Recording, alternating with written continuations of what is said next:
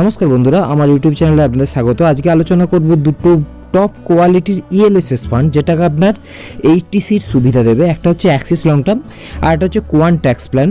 দুটো ফান্ডের মধ্যে কিছু ফান্ডামেন্টাল ডিফারেন্স আছে, কিছু ক্যারেক্টারিস্টিক ডিফারেন্স আছে, ওই ব্যাপারে আমরা ডিটেলে আলোচনা করব। প্রথমে দুটো ফান্ডকে পারফরমেন্সটা ওভারল্যাপ করে চেক করে নেব, তারপরে দুজনের রিটার্ন অ্যানালিসিস করব। রিটার্ন অ্যানালিসিস করার পরে পোর্টফোলিওর মধ্যে ঢুকবো, পোর্টফোলিও দেখব দুটো অ্যাঙ্গেল থেকে, দুজনের বেঞ্চমার্ক আলাদা, বেঞ্চমার্কের বিষয়ে একটু বিশদে আলোচনা করব।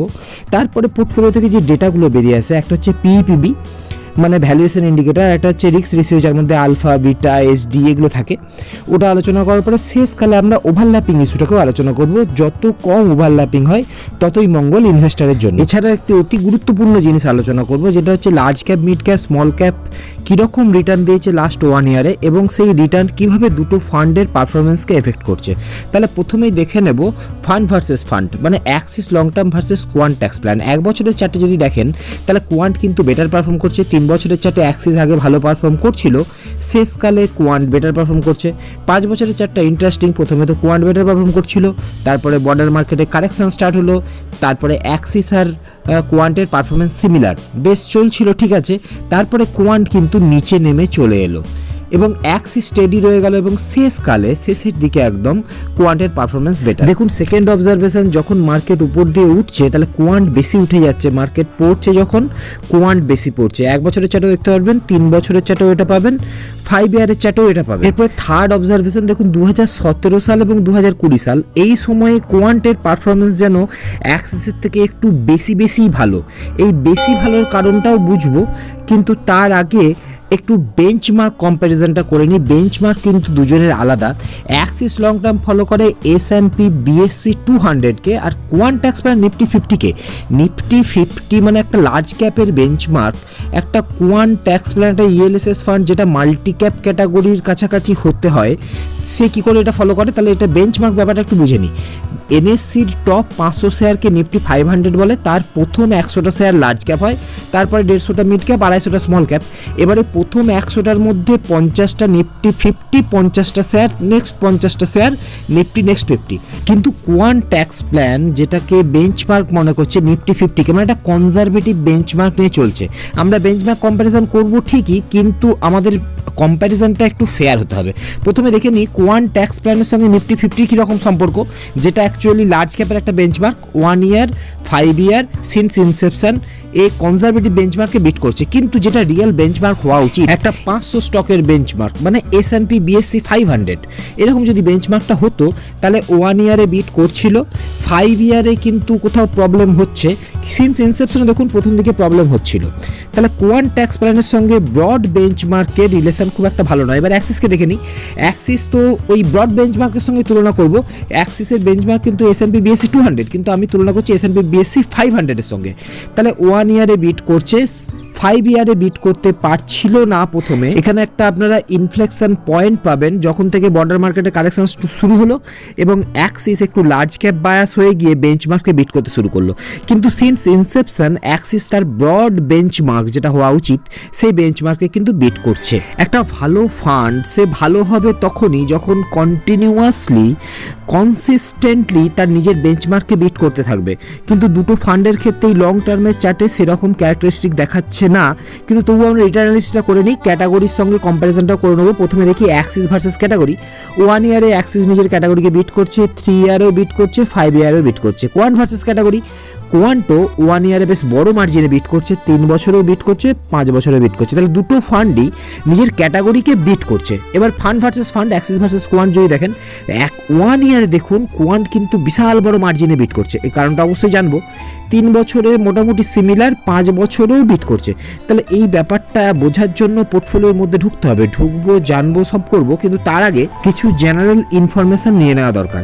যদি AUM চেক করেন, অ্যাসেট আন্ডার ম্যানেজমেন্ট, মানে ফান্ডটা কত বড়, তাহলে কিন্তু কোয়ান্ট খুব ছোট ফান্ড, 35 কোটি টাকার ফান্ড। অ্যাক্সিসের তুলনায় অনেক ছোট ফান্ডকে ম্যানেজ করতে সুবিধা হয়। জিনেশ গোপানিজি ম্যানেজ করেন অ্যাক্সিস ইএলএসএসকে, আর কোয়ান্টকে ম্যানেজ করেন অঙ্কিত স্যার। বেঞ্চমার্ক দুজনের আলাদা। অ্যাক্সিসের বেঞ্চমার্ক একটু ব্রড, তবুও 500 স্টকের বেঞ্চমার্ক নয়, BSE 200, আর কোয়ান্ট একটা কনজারভেটিভ বেঞ্চমার্ক নিফটি 50-কে ফলো করে। ভ্যালু রিসার্চ 4 স্টার দিচ্ছে অ্যাক্সিসকে, কোয়ান্টকে 5 স্টার, ক্রিসিল কোয়ান্টকে কোনো র্যাঙ্কই দিচ্ছে না, নট র্যাঙ্কড, অ্যাক্সিসকে 4 স্টার। এক্সপেন্স রেশিও অ্যাক্সিসের বেশি, টার্নওভার রেশিও আপনি কম্পেয়ার করতে পারবেন না, কোয়ান্টে টার্নওভার রেশিও পাওয়া যায়নি, কিন্তু এক্সপেন্স রেশিও টার্নওভার রেশিও দুটোই অ্যাক্সিস এএমসির ফান্ডের একটু বেশি হয়। অ্যাক্সিস যেখানে কল নেয় একটু অ্যাগ্রেসিভ কল নেয়, যখন large cap mid cap switch করে, হাই টার্নওভার রেখে সুইচ করে, এটা আপনি অ্যাক্সিসের সব ফান্ডে এই ক্যারেক্টারিস্টিক্সটা পাবেন। তাহলে কে কেমন পোর্টফোলিও তৈরি করলো, হাই টার্নওভার বা লো টার্নওভার দিয়ে পোর্টফোলিও তৈরি করাটা দেখতে গেলে আমাকে দেখতে হবে পোর্টফোলিও কনস্ট্রাকশন। তাহলে প্রথম অ্যাঙ্গেল দিন নাম্বার অফ স্টক।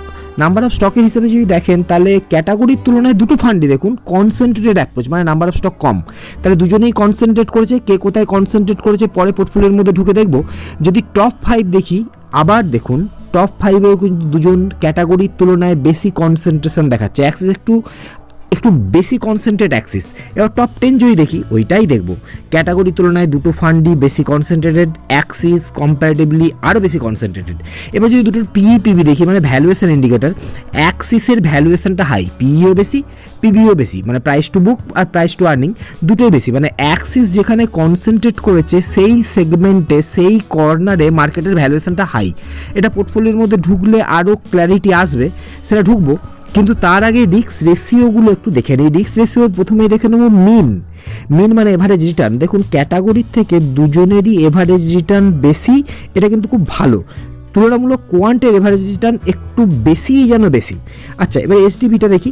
এসডিবিটা হচ্ছে ভোলাটিলিটি ইন্ডিকেটর। এসডিবিটা বেশি হলে ফান্ড বেশি ভোলাটাইল হবে, বেশি উঠবে, বেশি পড়বে মার্কেটের সঙ্গে। ইনভেস্টাররা এখানে এরমভাবে ভাবে, যদি আমার ফান্ড সেম রিটার্ন দেয় তাহলে আমি লো ভোলাটাইল ফান্ড নেবো, মানে মিন যদি আমার সমান হয় তাহলে আমি কম এসডিবিটা চাইবো নিতে। তাহলে এখানে দেখুন ক্যাটাগরির থেকে কোয়ান্টের এসডিবিটা বেশি, ফান্ড বেশি ভোলাটাইল, অ্যাক্সিসের এসডিবিটা কম, ফান্ড কম ভোলাটাইল ক্যাটাগরির তুলনায়।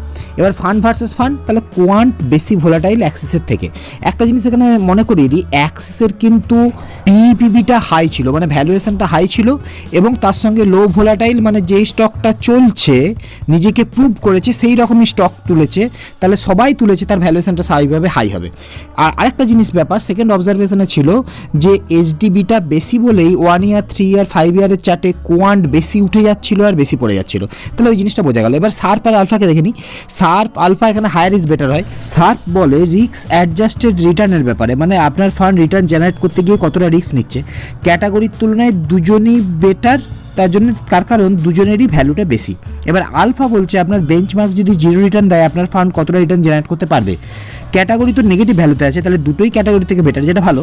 কিন্তু তুলনামূলকভাবে কোয়ান্ট ভালো, তাহলে কোয়ান্টের মিনটাও বেশি, আলফাটাও বেশি, আর ফান্ড কিন্তু বেশি ভোলাটাইল, তাহলে বেশি ভোলাটিলিটি নিয়ে এই গড় রিটার্ন কিন্তু কোয়ান্ট আপনাকে বেশি দিচ্ছে। এই জিনিসটা কিন্তু বোঝার আছে, কারণ আগে বললাম এসডিবিটা কম হয় ভালো, মানে লোয়ার ইজ বেটার, কিন্তু এসডিবিটা যদি বেশি হয় তাহলে আপনি বেশি রিটার্ন পাচ্ছেন, বেশি রিটার্নটাও দরকার। তাহলে ওই রকমভাবে ওয়ান লাইনার কোনো সলভ কিন্তু এখানে নেই। এবারে পোর্টফোলিওর সেকেন্ড অ্যাঙ্গেল ঢোকার চেষ্টা করব, দেখার চেষ্টা করব large cap mid cap small ক্যাপে কেমন ফান্ডটা অ্যালোকেট করে রেখেছে। অ্যাক্সিস দেখুন একটু লার্জ ক্যাপ বায়াস, ক্যাটাগরির থেকে লার্জ ক্যাপ বেশি। কোয়ান্ট দেখুন একটু মিড ক্যাপ বায়াস, কোয়ান্টের লার্জ ক্যাপ কিন্তু ক্যাটাগরির তুলনায় কম, কিন্তু মিড অ্যান্ড স্মল ক্যাপ দেখুন, স্পেশালি স্মল ক্যাপ দেখুন কোয়ান্ট অনেক বেশি স্মল ক্যাপ তুলে রেখেছে।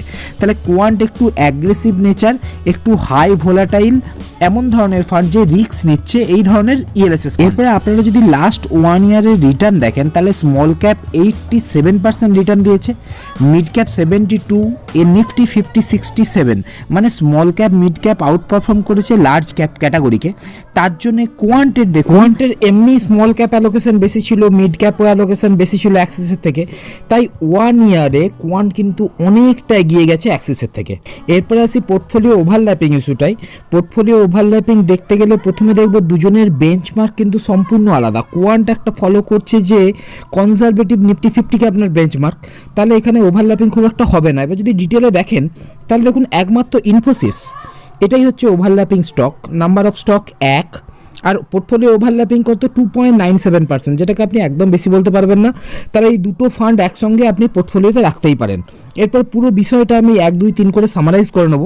অ্যাক্সিসের ইএলএসএস আর কোয়ান্টের ইএলএসএস এর মধ্যে কোয়ান্ট একটা কনজারভেটিভ বেঞ্চমার্ক নিয়ে চলছে, তবুও লাস্ট 1 ইয়ারে কোয়ান্টের পারফরমেন্স বেটার। কনজারভেটিভ বেঞ্চমার্ক নিয়ে চলা সত্ত্বেও কিন্তু স্মল ক্যাপ বেশি রেখেছে কোয়ান্ট, মানে দুজনের portfolio concentrated, number of stock দুজনেরই কম ছিল, কিন্তু কোয়ান্ট যেন কনসেন্ট্রেট করে আছে একটু মিড অ্যান্ড স্মল ক্যাপে, আর অ্যাক্সিস কনসেন্ট্রেট করে আছে লার্জ ক্যাপে।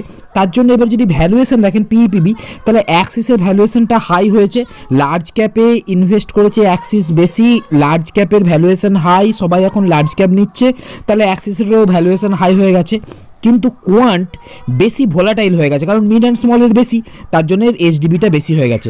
কিন্তু এইচডিবিটা বেশি হয়ে গেলেও কোয়ান্ট কিন্তু মিন আর আলফা মানে গড় রিটার্ন কিন্তু বেশি জেনারেট করছে।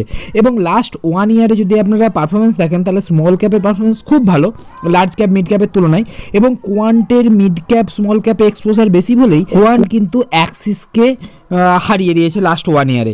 এবার যদি ওভারল্যাপিং ইস্যুটা দেখেন, তাহলে দুজনের মধ্যে কমন স্টক একটি মাত্র কমন স্টক ইনফোসিস, এবং 3% ওভারল্যাপিং, তাহলে দুটো ফান্ডের মধ্যে ওভারল্যাপিং খুব একটা বেশি কিছু নেই। এই হলো আজকের অ্যানালিসিস। যদি অ্যানালিসিস ভালো লাগে তাহলে লাইক সাবস্ক্রাইব অবশ্যই করবেন, এবং শেষে বলি থ্যাংক ইউ ফর ওয়াচিং।